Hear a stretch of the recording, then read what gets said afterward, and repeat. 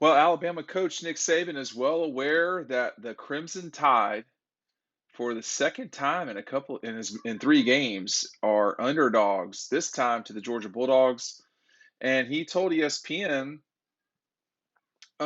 just after the Georgia Bulldogs completed their solid win over Michigan Friday night. Sorry, he said, "I can see why we're underdogs."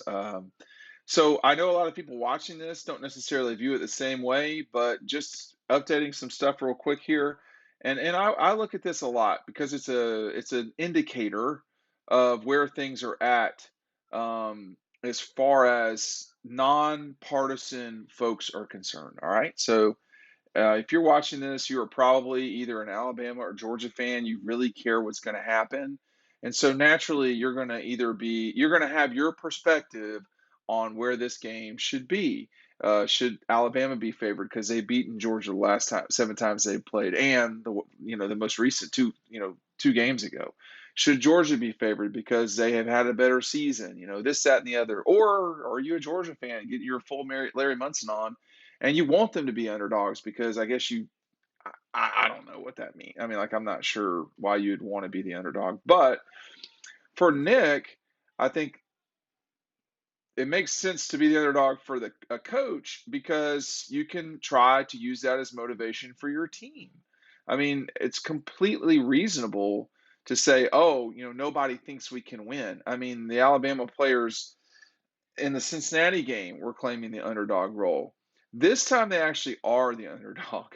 And I don't think it's a matter of most people don't think that, or no one thinks we can win. I can't wait for the winning team to say that for like days after this happens. You're both national powers. You don't need to be acting like, no one thinks you can win. Y'all are both, national powers. Two of the probably listen, the two best programs in college football right now are these two.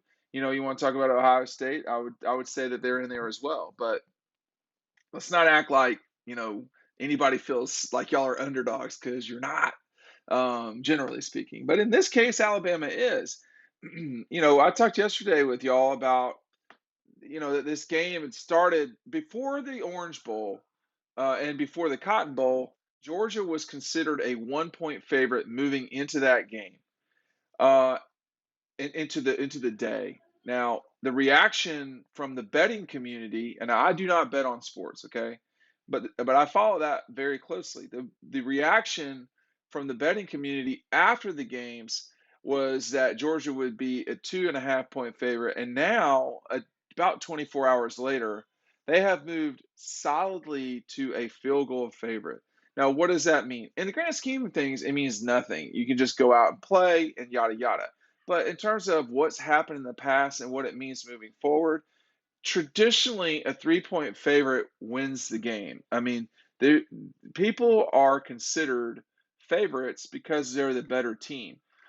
3 points, that's not a massive, line. For instance, in 2017 for the national championship game, Alabama was about a 4-point favorite. So not much there either. And that game came down to the last play of the game. In this case, Georgia, typically the team that's about a 3-point favorite, they win about 58% of the time. So not a coin flip, when you're about a point or a point and a half, something like that would be about a coin flip. This is a little more than that. What Nick is saying is that he understands why that's the case. I'll tell you right now, I do too. And I was telling people over on Dog Post, and listen, if you're not a member of Dog Post, we would love for you to be one. But at minimum, just sign up for the newsletter right there. It doesn't cost any money. There's no obligations. Sign up and you get the best Georgia news possible delivered to your email. But we were talking with our community, um, over on Dog Post, which is an older, sort of more rational message board community, way better than the silliness that you get on a Facebook or the YouTube comments, um, because folks are wanting to be there. They're not just fly by folks. They give very good insight from their perspective. I was warning them that Georgia, if they won and Alabama won, that Georgia would probably be favored. Now, at first, it was about a point. That's like I was saying earlier, but now it's grown to 3. And I think that that's about right. I mean, I think Georgia's the better team. And one game in the past is not predictive of the next. That's where people get caught up with stuff. Now, my background, of course, is I played tennis in college, I played basketball in college, and in those two sports, unlike football, unless you're talking about the NFL, you play everybody twice. I mean, it happens, and sometimes with basketball, you could play people up to four times in a season. That doesn't happen a lot, but it can happen in high school and it can happen in college. Certainly three times if you're playing in your conference, and you know you have to adjust, and that's something that the environment. So a lot of things can change. Coaches are allowed to make adjustments. They can play different players, and this doesn't matter that much, but in this case, it's a pretty big factor. Your surroundings are different now. I don't know how many Alabama fans are going to be at this game. If it's more than 50%, I'd be surprised because a couple of different things. Number one, these games cost a lot of money. And, I don't know if the Alabama fans, this would make sense. I don't know if the Alabama fans were like Georgia fans. A lot of Georgia people said, I'm not going to the Orange Bowl. If they win, they're supposed to. If they don't, well, okay. I want to see them play the national championship. And everybody said, comma, and against Alabama. So, be careful what you wish for. But in this case, I think that Georgia will have more fans at the game. And we're just going to see. Maybe we can talk about that later.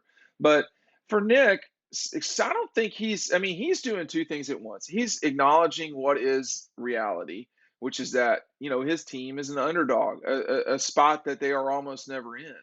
And he gets to motivate them because of that. They think you can't beat Georgia. You just did it. You're going to have to do it again. There's a million things you can do. I mean, Kirby beat into the defense the whole week that Michigan's offensive coordinator, if I'm not mistaken, was named coach of the year for assistant coaches, and that was against Dan Lanning. And that number two, that they got the best offensive line in the country. They're disrespecting you and all this stuff. So I mean, it's what it is. Coaches use anything they can use. If you're Georgia, there's two ways to look at being the favorite. Number one, you're supposed to go out and win. I mean, if you're not motivated to go out and win, whether you're favored or not for the national championship, then you don't need to be playing, or you're not ready and you're doing yourself a disservice and everyone who supports you. Other thing is, you can try to wiggle it around that Alabama disrespects you because of some stuff that Brian Robinson said after the game about how they were going to repeat as national champions. They think it's just going to be some easy thing. Everybody that wants to get motivated in this game, you don't need to have to necessarily be favored or the underdog. You can just go take anything out of the air that anyone says and get pissed off. It's just what it is. I mean, Clemson, Dabo Swinney is like, does it constantly. It's annoying. I gotta say, I think it's I've not been annoyed yet by anything Alabama or Georgia has said, but these guys again, Georgia. If Georgia wants to talk about disrespect, which is overused again in sports, they can talk about how Alabama doesn't respect them because they've beaten them every time. I mean, it's not based in reality, but we can say whatever we want to say during practices that gets guys going. And this is a critical time. So it's understandable that Nick would acknowledge that Alabama is the underdog. A lot of people don't think they should be, but the people who make money off this do. I think they should be the underdog, and I make money off all of this, but I don't make it setting betting lines. So it's a little different than maybe some other folks. Make certain you're going over to dogpost.com. See you over on the website. Thanks for watching.